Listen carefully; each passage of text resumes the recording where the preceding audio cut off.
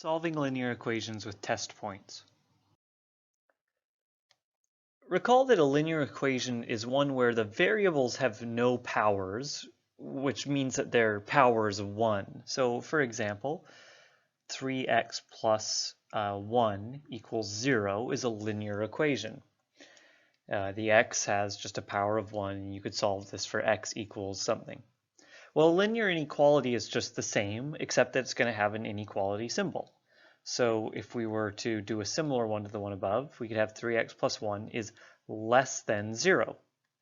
This is a linear inequality, and it has a solution, which is a range of x values that satisfy this inequality.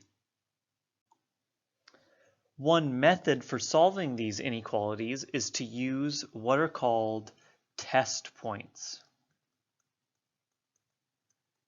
And the strategy for solving linear inequalities with test points, it's a four-step process. First, we're going to rearrange the inequality so that 0 is on one side of the inequality.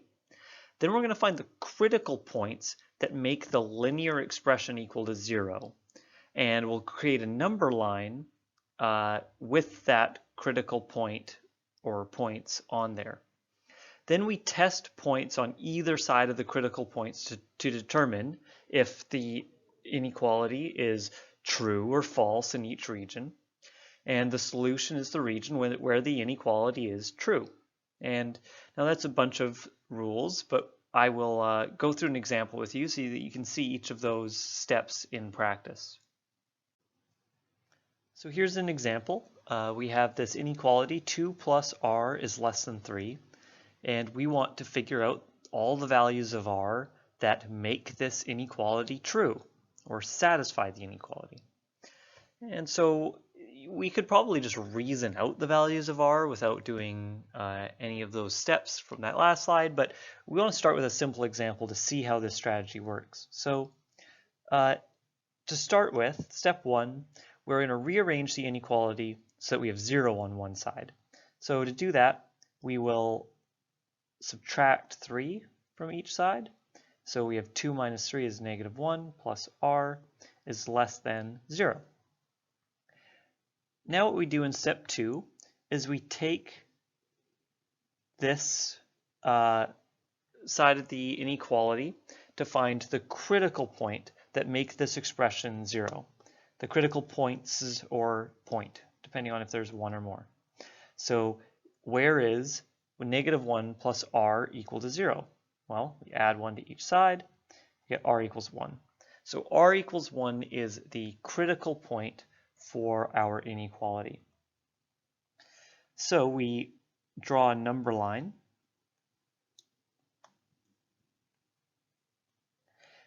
where we have 1 on the number line, and we're going to test points on either side of this number line. The key is to pick the easiest point possible for yourself. So I'm going to pick r equals 0 on one side of 1, and I'm going to pick r equals 2 on the other side. And we could pick any point on either side of the critical point if we wanted to. We're just going to pick the points that make life the easiest. So let's go ahead and we're going to test point 1. So test point, I'll say points, r equals 0. And we always test it in the original inequality. So we test it in 2 plus r, and r in this case is 0, is less than 3. So is 2 plus 0 less than 3 true? Well, is 2, so I'll simplify that left-hand side. Is 2 less than 3 true? It is. So this side of the inequality is true. R can be anything now on this side of the inequality. And we'll also test r equals, our other test point, we're going to use r equals 2. So we put it into that original inequality. Is 2 plus 2 less than 3? We'll simplify that left-hand side. So that means what we're asking is 4 less than 3? and it definitely isn't. So that means that this side of the critical point is the false region where the inequality is not true. So our last step is just to write our answer, to write the solution, and we can see from our number line that that solution is everything to the left of 1. And we're not going to include 1 itself. It's going to be an open dot because we had a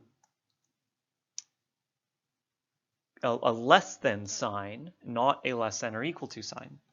So r is less than 1 is our solution to this inequality, this linear inequality. And one final example here, I'm going to run through these steps quicker, but to start with, we're going to make the inequality 0, so we're going to rearrange. So I'll subtract 2 on each side, and I get x minus 2 over 5 minus 2. And then we're going to look for where's this 0 to find the critical points. Where is x minus 2 over 5 minus 2 equal to 0? Now, there's many different ways to rearrange this equation. What I'm going to do is I'm going to add that 2 back to each side. So I have x minus 2 over 5 is equal to 2. Then I'll multiply each side by 5. So I have x minus 2 is equal to 10. And then add 2. And I get x equals 12 as the critical point that we want to test around. So now I put my number line down and I'll choose x equals 12 as that center of the number line. And I need to test values on each side of this critical point. So what's the easiest point to choose? Well, you might think that 11 is close to 12, so it would be easy. But why wouldn't we just choose 0? X equals 0 is an excellent choice as a test point if it's available. So let's try x equals 0 as a test point. And then the other one we could pick anything with. Just looking at the inequality though, I'm going to pick x equals, well, I don't know. Is there an easy one to choose? What if I choose x equals 17? Because if I choose x equals 17, then what I'll be testing is 17 minus 2, which is going to be 15 divided by 5. So I'm picking x so that I have a nice clean divided by 5. You don't have to do this. You could also just pick x equals 13 and try it in your calculator. But if you're just thinking ahead a little bit, you make your life easier. So anyway, those are my 2 test points that should hopefully be nice and easy here. So now I test my test points. So I'll start with x equals 0. And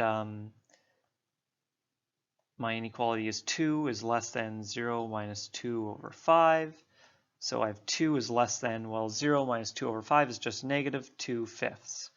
Is 2 less than a negative number? No, it definitely isn't. That's not true. So this region is a false region of the number line. None of the values there will make the inequality true. And so let's try x equals 17 now on the other side of that critical point. So 2 is less than 17 minus 2 over 5. So that's 2 is less than 17 minus 2 is 15 over 5. So 2 is less than 3. Now that's true. And you can see why I picked 17 again, because it just makes that math a lot easier. So this region is true. So every number that we could have tested would have also worked. That's the principle behind this test point method. So it's all the values to the right of 12 and not including it because this was in less than sign in the original problem.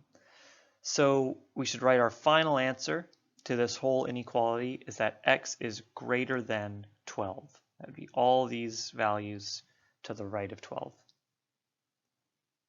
So you can see it's based on that critical point. You test values on each side of the critical point, and then you write the solution based on which side is true.